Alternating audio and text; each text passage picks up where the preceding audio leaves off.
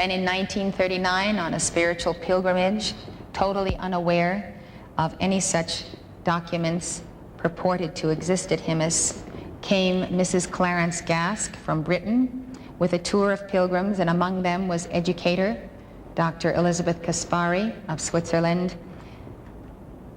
And as they were there, up on the roof one day of Himis, the librarian presented them a set of parchments saying, "These books say your Jesus was here." Elizabeth Caspari's husband took a lot of photographs of this trip, and he caught that picture.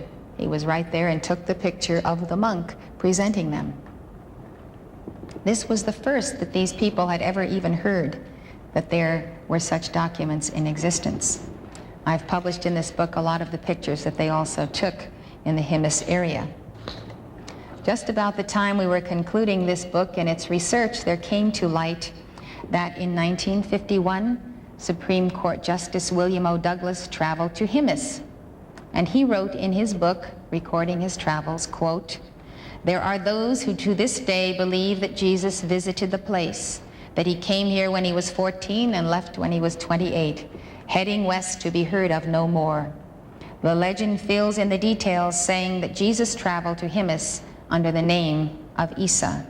End of quote. I would like to then give you the chronology of Jesus' travels to the east, pieced together from the Buddhist manuscripts discovered at Himis. It is also taken from the oral tradition. Age 13, Jesus departs Jerusalem with merchants, and he sets out towards the Sindh. It's a region in the present-day southeast Pakistan in the lower Indus River Valley. And his purpose was with the object of perfecting himself in the divine word and studying the laws of the great Buddhas. Now, this is a tremendous statement. It's out of the text, and all of these are reproduced in this volume.